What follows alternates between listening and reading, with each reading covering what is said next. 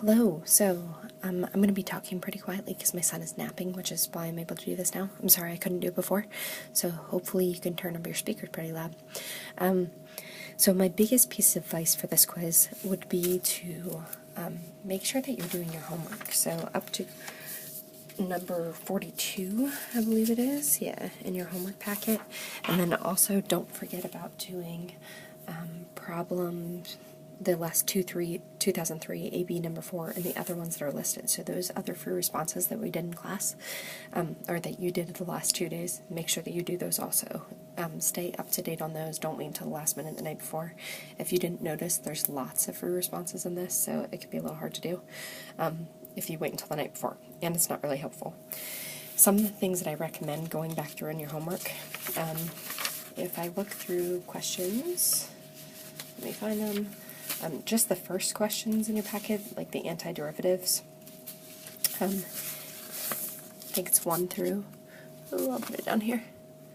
You can see it a little bit, 1 through 8, and then it's on the back page too, to number 12. Make sure that you know how to write those in the form of polynomials, and then take the antiderivatives, that you know square roots mean 1/2, that negative exponents, what to do with those, that you don't just take the antiderivative before you put it in the form of a polynomial or something that looks like a polynomial. All of those things. You should have this quiz 10 review. I'm hoping that you got it either yesterday or today, but make sure that you go through it. It's good stuff. There's an extra question on there. I definitely recommend that you do that. So try them. I'll be around tomorrow morning. I'll be to school by 7, or at least I'm hoping. So try it. Come in, talk to me, ask other people about it, just work through these problems. The other things, so I told you in 1 through 10, the chart, those are good ones to do. Like your homework, you just need to know how to do those type of problems, like all of them. If you go to problems like the ones on page 30 through 35, those ones, when you're looking at problems like this, I think this one's a really good problem to see whether you're doing area under the curve or if you're doing the fundamental theorem of calculus. So let's say you're given something that looks like this. And I'm going to say 0 to 5. I don't know what it is. But if you have a graph over here, and the graph, make sure it's labeled, is f prime of x, then do you see how these two things match? This would be the area under the curve of f prime from 0 to 5. So if I'm going, this is 0, 5's over here, and let's just say this is the same area up here as down here, you'd have an area of 0. So just be careful about this, like what you're looking at in the graph. If this was f prime, you do it this way, you do the area under the curve. But let's say this was labeled as f of x. Then you have to think, well, this means the same thing as f of 5 minus f of 0. Then you can say, okay, well, f of 5 is 0, f of 0 is 0, and this just happens to be 0 minus 0, which is still 0. But it's not always that way, so be really careful. So if you're given an interval, the thing in here, that's what you find the area under, or you can take the antiderivative and do f of b minus f of a. Super, super important. Other problems like that, like if you look back through your homework on, which one was it? I'm looking, like numbers 38 through 40. You kind of notice these are very similar, but you have to set these up.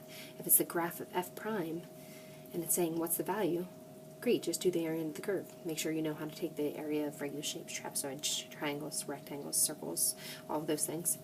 But make sure you look at problems like 39 and 40, where you have to find the actual function value. It requires you to set up an integral, do the fundamental theorem of calculus, and do an area under the curve. So kind of all the good stuff in one. 41 and 42, those are good ones. It gives you some information. How do you set up the rest? So again, go through the quiz 10 review, and just try these. Like, look through all these things. Try this problem at the bottom. Try to figure out the other positive values of k. You might have noticed that I put this here because it doesn't look like exactly like anything we did in class or in your notes.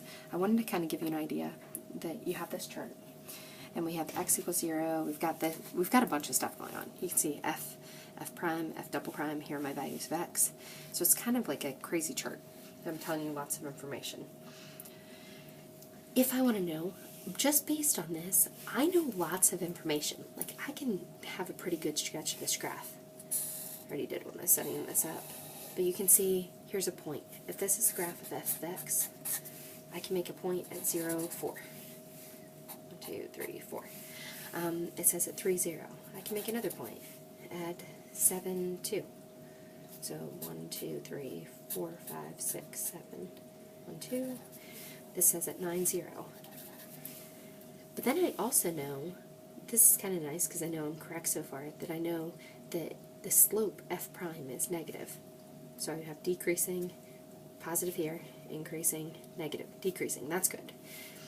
Here, this tells me about the second derivative. So this second derivative is positive, meaning this function is going to be concave up. So it has to look like part of a smile. Then it says concave up again, and then negative. Oh, so there's a cusp happening, which is why from positive to negative there would be a point of inflection right here, but the derivative is not. The second derivative is not going to exist. It's just going to go from positive to negative. So this gives you a lot of information about this graph. If I go, there's some other questions about this. It says, it asks you some questions about integrals. Like if I go, I don't know, 0 to some value of k, and if I say, it might say f prime, it might say f of x, it might say something in here, but it asks you some questions about it, like when is this going to be equal to 0? If it was f of x, is it positive or negative? How do we know that? Like, what do you know by looking at the graph? If I've got this as f of x and I want this to match, let's say this is f of x, when is that going to be positive? Well, always, because it's always above the x-axis. You know, like, there are other questions like that you can figure out. Then the last question on here is about, it's either going to be about a Riemann sum or a trapezoidal approximation, or one that you actually have to draw. So it might say, let's say it was talking about a left-hand Riemann sum, and only from maybe 0 to 3. So just in this little area. If I had a left-hand Riemann sum, and I was trying to estimate the area under the curve, let's say 3 subintervals. I went here, and then here, and then here. I can see this is going to be an under approximation.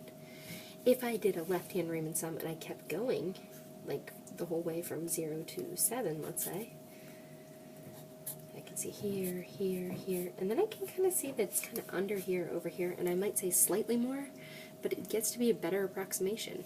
So there might be questions about that, like over or under approximations. It might be a trapezoidal approximation. So make sure that you know how to actually do those by hand. So I'm really sorry that I wasn't there today. My husband's taking over the hospital tomorrow, so I will be there tomorrow, as long as my other son doesn't get sick or something crazy. But yeah, I'll be in there tomorrow morning by 7. Come and see me. If you have any questions, make sure you do your homework. The answers are on the backboard, so look at them. Okay, thank you. I hope you could hear me. Bye!